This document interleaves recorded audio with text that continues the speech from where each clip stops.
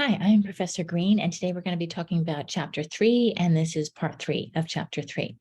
I'll go ahead and start the slideshow. So we're going to be now continuing to talk about states in transition. And this slide talks about the New World Order and global terrorism a little bit. So it talks about two major economists who looked at the world after the end of the Cold War and this New World Order, following the collapse of communism, also the collapse of many authoritarian regimes in Latin America. That gave rise, right, to this intense speculation about the future of global geopolitics. The world looked very, very different for not only the people who lived underneath those regimes, but for people outside of that, because so many borders were opening up. And so, as I said, there were two main people, there are many people, but two of the people that the textbook references talk about these ideas. The first one is Fukuyama, and he argues that war of ideas might be maybe at an end and liberal democracy has finally triumphed. He was very optimistic, and he was really excited that as I said, the Cold War had ended and that we were onto a bright and better future. But then there was also someone here who was kind of on the opposite end of the spectrum, Huntington, where he saw now the world was moving forward, but it was going to be split into different civilizations, each with its own value systems and ideology that he thought it was, yes, modernizing, but not necessarily in the Western way. He predicted conflict, and again, this is right in the early 90s, that he predicted conflict between the West and Islam, and then also with the West and China. And ironic, because now, today, right, in the past year or two, we are seeing a lot of this conflict come forward. We've been seeing the West and Islam for a decade or two, right, since 2001, when the Twin Towers came down. But just in the last year or two, has China been on those headlines as well? So, right, this is really interesting now to look at what Huntington was predicting. And now it's not only important for the headlines, but it's really important, right, for international business. And this is exactly why so many people over the last year have been saying, is this the end of globalization? And so that is a lot of what this course discusses for you to decide if it truly is the end of globalization. Let's go ahead and hop into the next slide.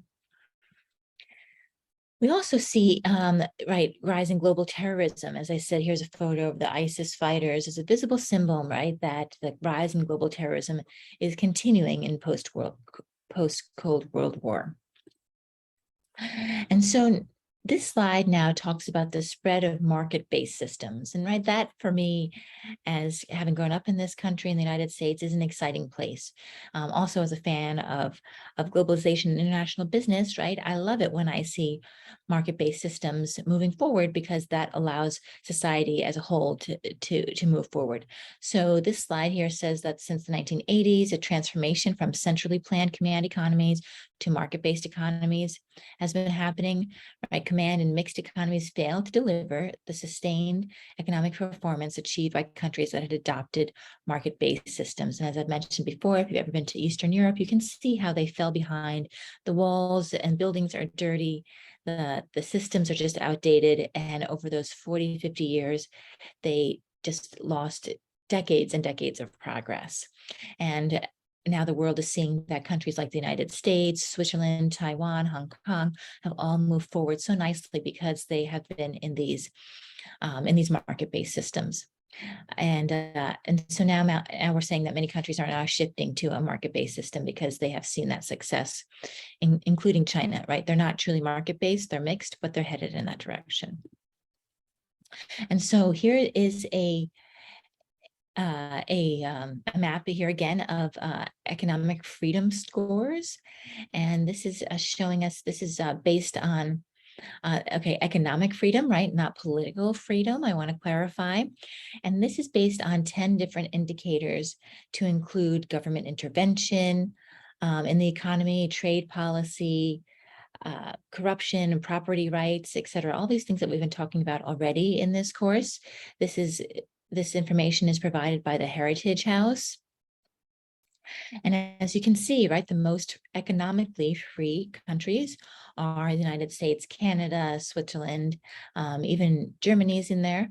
But as you see here, France is on the same plane as Russia, because technically they have a lot of things. France has a lot of things that they still control from a government point of view, as opposed to letting the government intervene less. Good. And as the most free actually is Australia. So we're going to talk now about there are pieces to the next section. The first one is deregulation, the nature of economic transformation.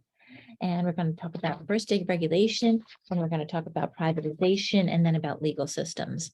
And so first, when we talk about deregulation, there are three major bullet points here: removing legal restrictions to the free play of markets, establishment of private enterprises, and removing price controls. We've talked about a lot of those things already in this course. The next one is privatization, which is the transfer of ownership from state property to private individuals. Again, we've spoken a lot about that from chapter 2. One of the big cheerleaders of privatization, who I haven't mentioned yet in this course, who is definitely worth mentioning, is Prime Minister Thatcher from the United Kingdom in the 1980s. She had an amazing reputation of breaking apart the utility companies in the UK and making sure that they weren't creating a monopoly and that there was competition. And she died, I think, in the last year or so. And they all have said that she did so many great things for Britain. We also see that, it's now a worldwide phenomenon, as we've said here. But this does not guarantee economic growth, right? As we can see in the country of Slovakia, that Slovakia is doing actually pretty well, but not growing as quickly as some other countries like Poland and the Czech Republic. Personally, I have some ties to privatization in Bratislava because my grandfather was from there. And when the communists came in, they took over a building that he owned, or that my great-grandparents owned. And then it was in the 1990s that our family got the building back. So yes, they are doing this and moving forward, but the main premise for making sure that there's economic transformation is that it is these things, buildings, companies, etc., are truly privatized. That if the companies are still being subsidized by the government, then that can't let the economy move forward completely. So another key part of economic transformation is legal systems. Right, and we'll talk about more economic growth again in this course we have, and we will continue to. So let's move on then. Before we go down that rabbit hole, again, let's talk about legal systems. Legal systems here are laws that protect private property rights and provide mechanism for contract enforcement, as we've spoken about. And as you already know, right, without a legal system in place, there's little incentive to engage in economic activity. And we could talk again about this all day long, but making sure, right, that Microsoft feels protected and that their software is not going to be sold on the streets of Thailand without any protection against their products. And so here we go and talk about the implications of the changing political economy. This is the first part is where markets formerly off limits to Western businesses are now open, right? So very exciting, right? That China, it could be a bigger market, as we've spoken about, than the US, EU, and Japan combined. India is also potentially a huge market. We'll talk about why it is and why not in a couple of slides. And again, the same idea as Latin America also has 600 million potential consumers, right? Are they truly valuable consumers? And then, as I said, we'll talk about that in the next couple of slides. There's no guarantee that democracy will thrive in newer democratic states. So what are the managerial implications? And this is where your key project, your major project of this course comes into play. The next couple of slides, you're going to be talking about the benefits, the costs, the risks, and the overall attractiveness of doing business in a particular country. So there are 4 pieces of the next section of this chapter. We'll just first here highlight that the overall attractiveness of a country depends upon the balance between the likely benefit of doing business in that country against the likely costs and risks, right? The benefits and the costs, as we often look at in business. So the benefits are the function of market size and the current future consumer purchasing power, as we spoke about, and how we may be able to gain first mover advantages and late entrants face late mover disadvantages. I think these ideas are quite familiar to you. But when we talk about market size and current future consumer purchasing power, I want to dive into that just for a minute, right? India, for example, it has a great, huge market size, lots of people, but low and limited purchasing power because the low living standards there. They have low wages, right? So they don't have a lot of money to spend on things. Switzerland, on the other hand, right? Small country, only a couple of million people, but very high purchasing power. I was always surprised when I lived in Zurich how many big performers would come to perform in Zurich. And I thought, gosh, this is such a small country. How many people are they truly going to get at their concert? But why we got so many great performers is because they could sell tickets at a very high price and people have no problem paying it, right? $100, $200 for entry-level tickets at a concert was, really small change to many people living in Switzerland because they made such nice salaries. Let's talk a little bit about first mover and late mover disadvantages. I think it's pretty straightforward, but obviously, right, if an organization enters a country at the beginning, then they might have more advantage because people then recognize that brand. There's a picture here of Coca-Cola in China, and Coca-Cola, right, decided to enter China when China first opened up because they decided that if people start to recognize them as a brand, then they will continue to buy them in the future, buy their products in the future. So now let's talk about the costs. There are three main pieces of costs that we talk about here. What are the costs of doing business internationally? The first one are political costs, including paying bribes or lobbying for favorable or fair treatment. Again, we talk about that a lot in this course, and we have already, and we will continue in chapter 5 when we talk about business ethics. The second piece are economic costs. They relate primarily to the sophistication of economic system, including infrastructure and the supporting businesses. The example here is McDonald's in Moscow, that initially when they opened up, they could not actually source meat and potatoes and basic foods into their products because the quality of these products was just so low. So McDonald's actually had to create their own farms and dairy farms, et cetera, to get the quality that they were looking for in their products. And then the last piece here are legal costs. They can be higher in countries with dramatically different product, workplace, and pollution standards, or there is poor legal protection for property rights. My experience is that very often when there is poor protection, you end up just paying a lot extra money because you end up losing money because you bought a building or you bought something and there's no protection for that. So then you had to go out and buy it again or buy something again to replicate it. Good. And so the next slide here is the risks. We're going to begin talking about, again, the political and economic and legal, not the costs, but the risks. So when we talk about political risk, right, the likelihood that political forces will cause drastic changes in a country's business environment that adversely affect profit and other goals of a business enterprise.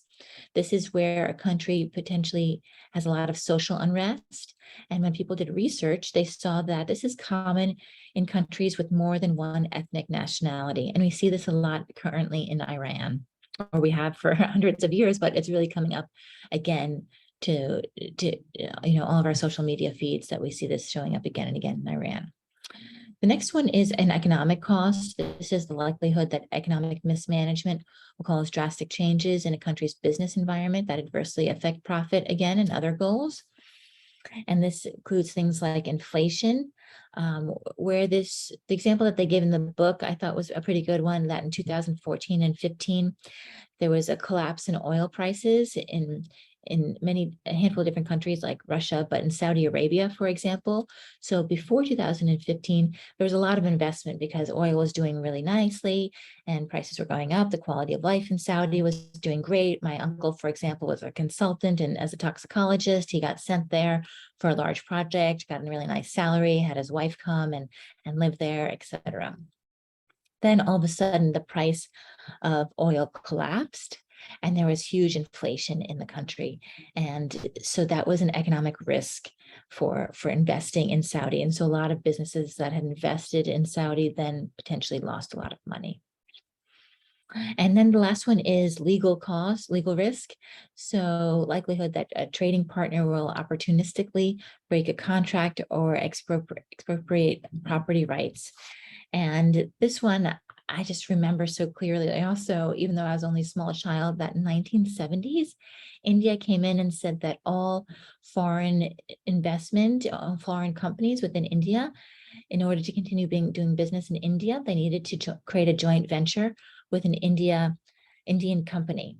And that really broke the relationship that companies like IBM and Coca-Cola, who were already in India, decided that they did not want to do that because they felt like there was a lot of risk going into a joint venture with an Indian company. And so then they decided to pull out of India completely. And it really did not do good things for the Indian economy overall, unfortunately. So then this last piece of benefits and costs and risks and how that all goes into this overall attractiveness. This slide here talks about, depends on balancing those benefit, risk, costs, and risks associated with doing business. Generally, the costs and risks are lower in economically developed and politically stable markets, right, obviously, but the potential for growth, right, might be higher in less developed nations. And we even can see that an analogy, right, locally. If we decide to invest in areas like Inglewood, et cetera, that you maybe have a greater potential for increasing your real estate investment in those cities. But there's a risk that you might, you might have people who don't pay your rent, or you might have people that abuse your property, or et cetera. It's dirty there, et cetera. So there are a lot of risks, but there's a lot of chance for increasing your investment. So the last slide, it brings this all together, right? So the overall attractiveness, as we spoke about, is a combination of the benefits, the costs, and the risks. And so hopefully this was a great chapter for you, as it was for me. And I look forward to referencing this again and again, because as I said, your major project for the semester is all about looking at a country and analyzing the benefits, the costs, and the risks. All right. Again, this is chapter 3 and part 3 of 3.